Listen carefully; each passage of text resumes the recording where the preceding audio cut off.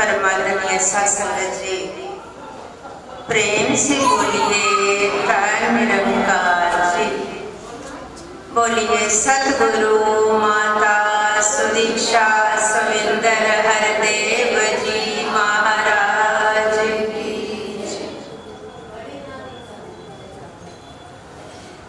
सत्संग शुक्राना सतगुरु माता सुदीक्षा जी महाराज का, जिनकी कृपा से, जिनके आशीर्वाद से परम आदरणीय जोनली चार श्री रामन नागपाल जी ने आदेश दिया, आप महात्माओं के बीच बैठकर इस आनंद का,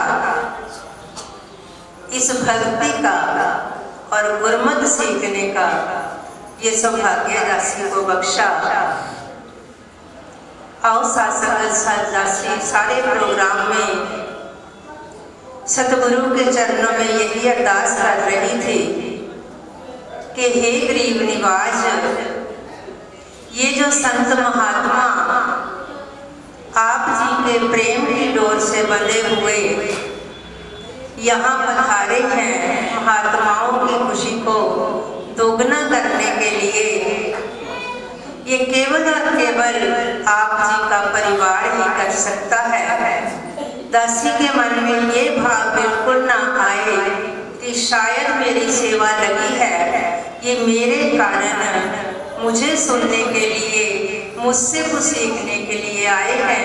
हे सतगुरु सच्चे पातशाह, ये स्टेज आपकी है, आसन आपका है, आप जी कृपा करना, अपना मेहर भरा हाथ दासी के सिर पर रखना, क्योंकि सासंगत ये संगत पुरातन है। दासी को भी अपना समय याद आ गया कि जब दासी की शादी अभी नहीं हुई थी तो सासंगत फर्स्ट अपॉइंटमेंट मेरी यही फतेहाबाद मिडिल स्कूल पीमा बस्ती में हुई थी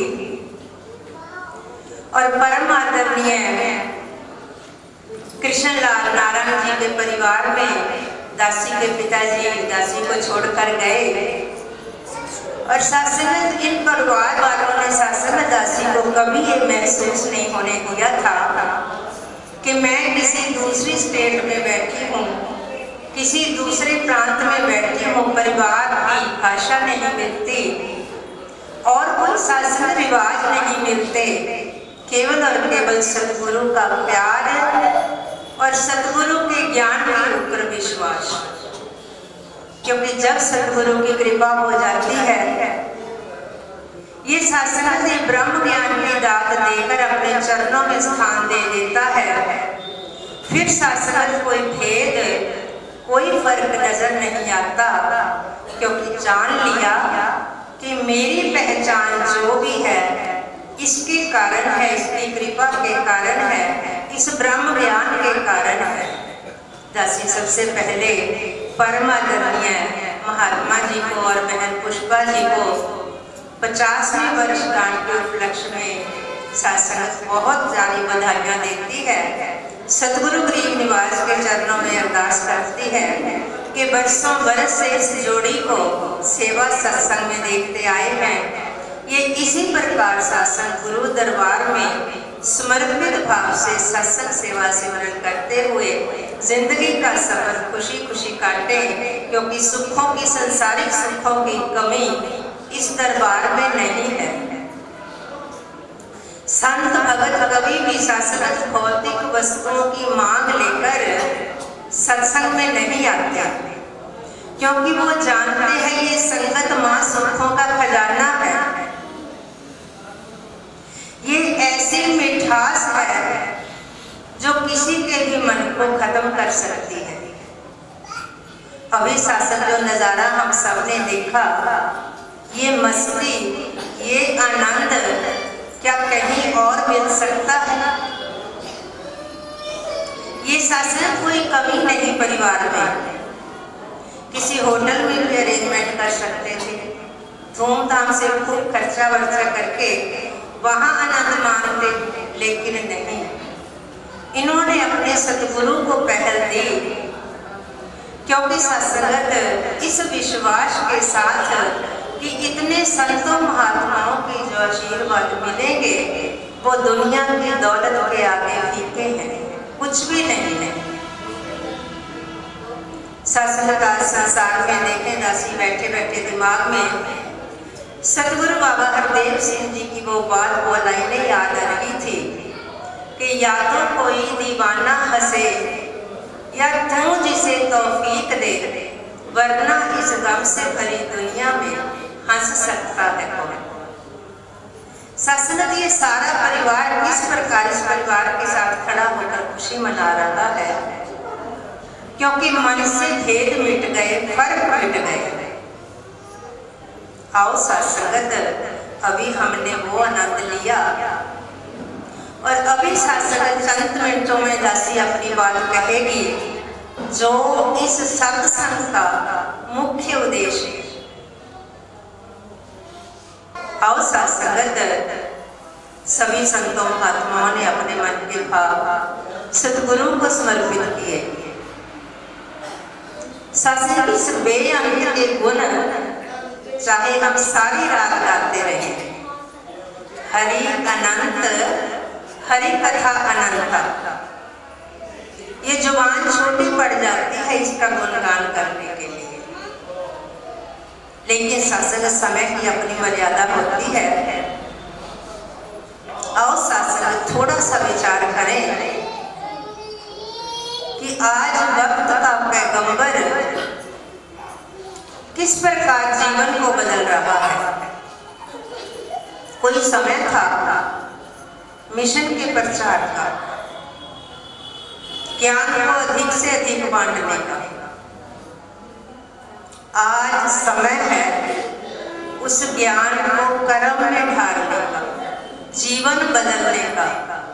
कोरी बातों से कुछ भी बनने वाला नहीं है, ये सद्गुरु बार बार समझाते हैं। और सत्संग उसके लिए जरूरी है। पहली सीढ़ी जो भक्ति की है वो है सत्संग। किसी भी गुरसिंह की भक्ति का आधार ये सतगुरु की संगत होती है, क्योंकि सत्संग में आकर ही हमें विश्वास पक्का होता है। सत्संग में बैठकर ही सत्संगत महात्माओं के जीवन से प्रेरणा लेकर सहज भक्ति का पता चलता है। सिमरन तो सत्संग हम घर में बैठकर, अकेले बैठकर, चलते फिरते, कारोबार में कहीं भी कर सकते हैं। यहाँ बैठकर जो आनंद है वो सत्संग, इसकी खासियत है सत्संग। और सत्संग में आकर मर्यादा रखना बहुत जरूरी है। आज वक्त का पैगंबर यही चाह रहा है। आओ सत्संगत, लगातार बरसों से सत्संग, जब से ये लॉकडाउन का पीरियड शुरू हुआ था, अनेक प्रकार के टॉपिक सतगुरु ने दिए। कहां कहां से शुरू करके विश्वास, भक्ति, आनंद, सहनशीलता, विशालता, प्रेम, प्यार, प्रीति, सत्संग अनेक प्रकार, रूहानियत और इंसानियत संग संग विस्तार असीम की ओर। शुरू से लेकर सत्संगत इन टॉपिक्स के बारे में थोड़ा मंथन करें। अभी जो मौजूदा टॉपिक दिया सतगुरु ने, आत्म मंथन, सभी ने सत्संगत इन भावों का आनंद लिया।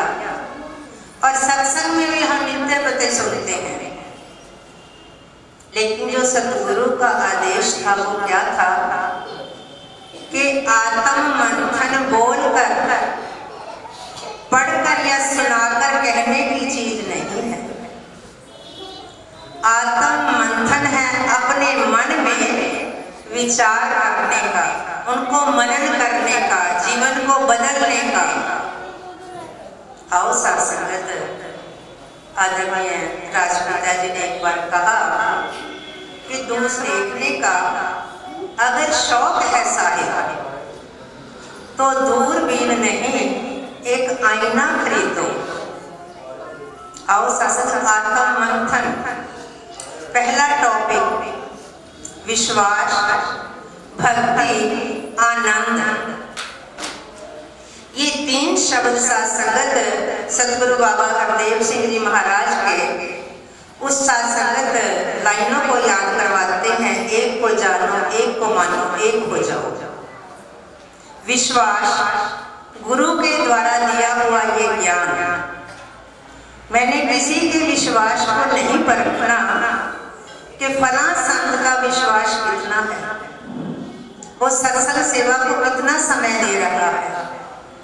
नहीं, मैंने खुद के विश्वास को देखना है कि मैं नित्य प्रति कहता हूँ।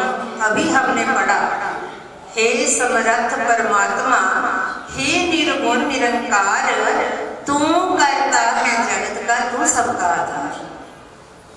क्या सीखा इससे कि हे परमपिता परमात्मा, हे सर्वशक्ति सद्गुरु निरंकार, तू ही समर्थ स्वामी है और तू ही करता है। मेरी औकात तेरे आगे कुछ भी नहीं है। तू सागर, मैं छोटी सी बूंद हूँ। जब मन से ये कर्ता भाव मिट जाएगा तो गुरु और निरंकार एक रूप लगेंगे, दो नहीं। फिर शास्त्र हम कहते हैं सत्संग सुखों की खान है। ये कल्प वृक्ष है, यहाँ हर इच्छा पूरी होती है। तो क्या मेरे मन में ये यकीन पक्का हो गया कि मेरी आत्मा की खुराक ये सत्संग है। मैं इसको भी कह के ना टालूं कि गुरु निरंकार और सत्संग एक ही शक्ति के 3 रूप हैं।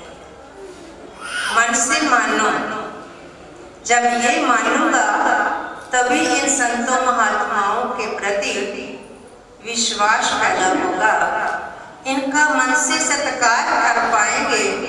किसी से कोई ईर्ष्या नहीं, वो क्यों आगे जा रहा है, ये क्यों ऐसे कर रहा है, नुक्ता चिन्ह घट जाएगा।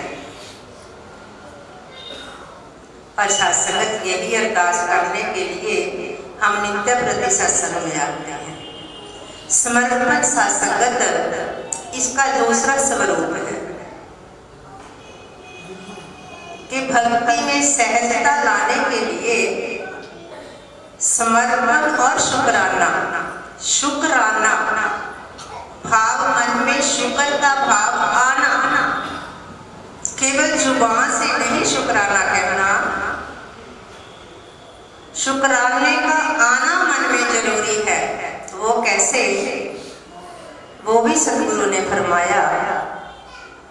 सत्संग मन की इच्छा पूरी हो गई, मैंने कुछ ख्याल लिया, सोच लिया, ये मिल जाए, वो प्राप्त हो जाए, नौकरी लग जाए, शादी हो जाए, बेटा हो जाए, ये मांग रखते हैं सतगुरु के दरबार में आकर। सत्संग ये देता है, भक्त की लाज रखता है, इसकी मांग पूरी कर देता है। लेकिन अगर कुछ इसके विपरीत हो जाता है, क्या मैं तब भी शुक्र कर पाता हूँ कि शुक्राना सतगुरु, शायद वो मेरे लिए सुखदायी नहीं था, इसीलिए तूने नहीं दिया। तो शास्त्र इस प्रकार से शुक्राना, क्योंकि संसार तो भक्ति हमसे भी ज्यादा करता है, लेकिन नहीं जानता कि सुख क्या है। वो इन्हीं भौतिक पदार्थों में सुख ढूंढता है और उसकी एक विशेष पहचान भी हो जाती है कि इसके पास तो 3 कोठियां हैं, बड़ी बड़ी गाड़ियां हैं, नौकर चाकर है, इतना धन धान्य है, इतना बड़ा रुतबा है। लेकिन भक्त की पहचान ये नहीं है।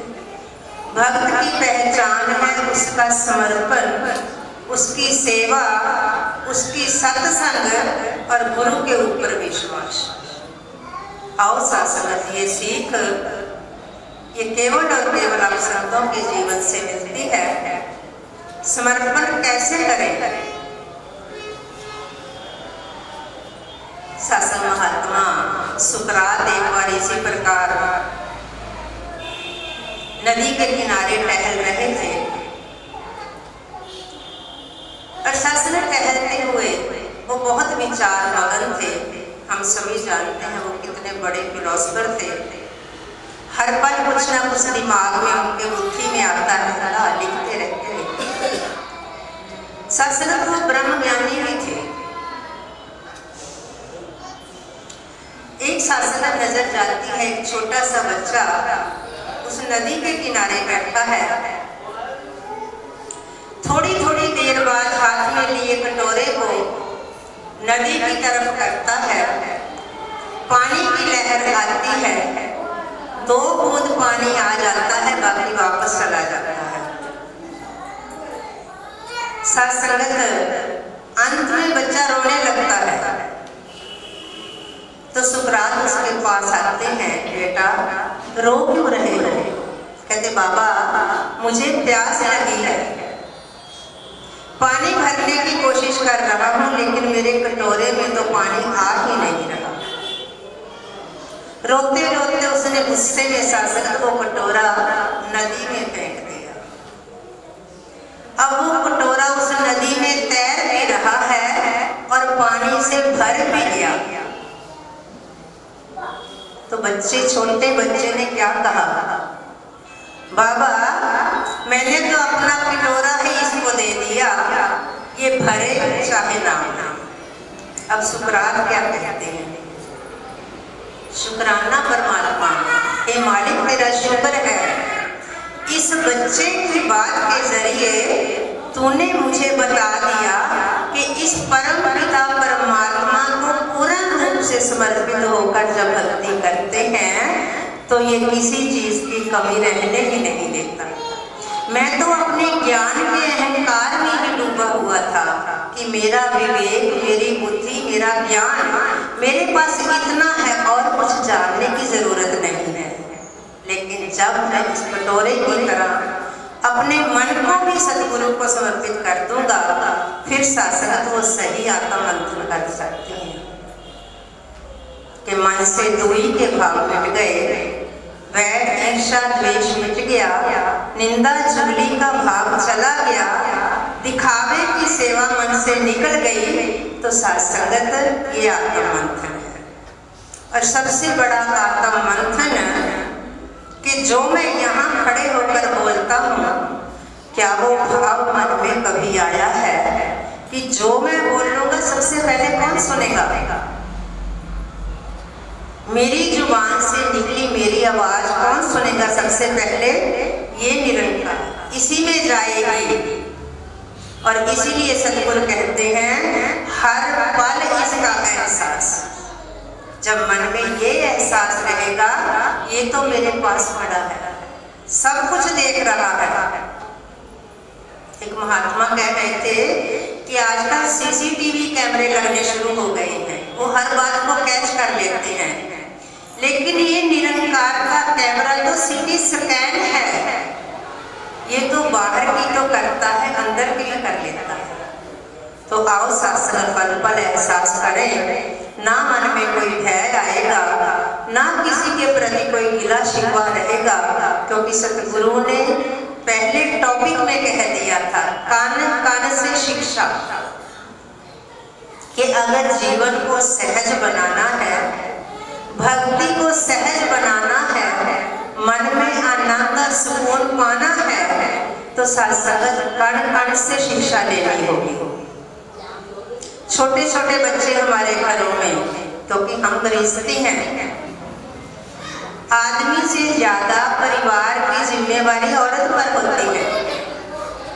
बच्चों को अच्छे संस्कार देना, क्यों बाल संगतें शुरू की गई हैं? इसीलिए बचपन से बच्चे संतों के बीच बैठते हैं, प्रेम का, संस्कार का अनेक भाव सीखते हैं। दूसरा सत्संग परिवारों में,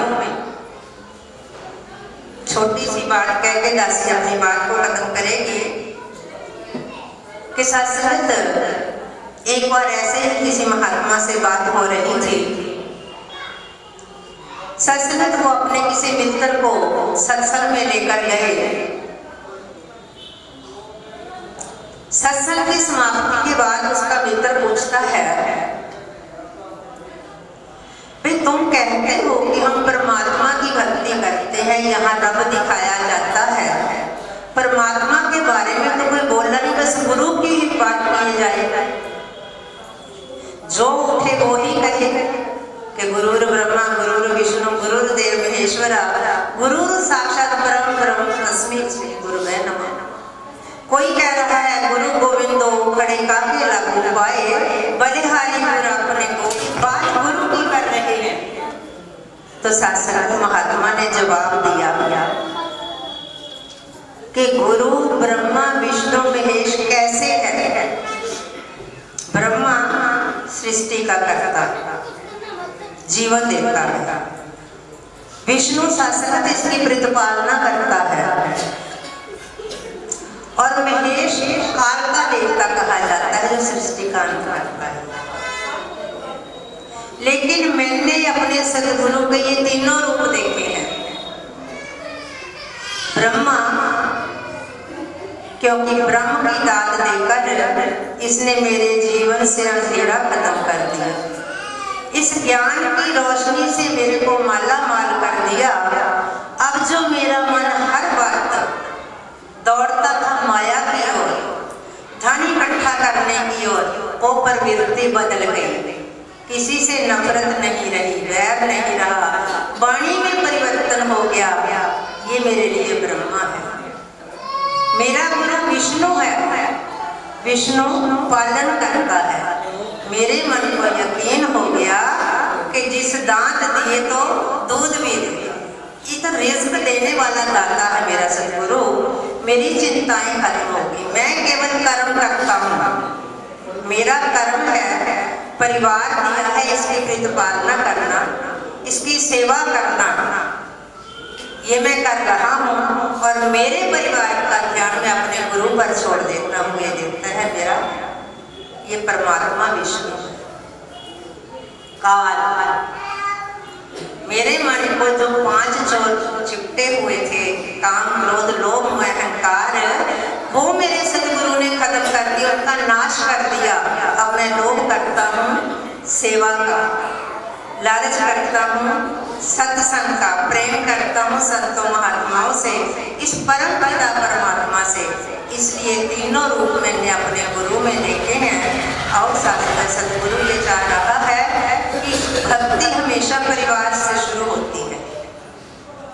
पहले हम परिवार को सुधारें, परिवार को जोड़ें, क्योंकि सत्संगत अक्सर हम बातें सुनने में आ जाती हैं कि माँ जो है वो बेटी को बहुत प्यार करती है, किसी से बात भी करती है मेरी रानी बेटी। सत्संगत क्या, हम कभी बहू को कहते हैं मेरी रानी बहू।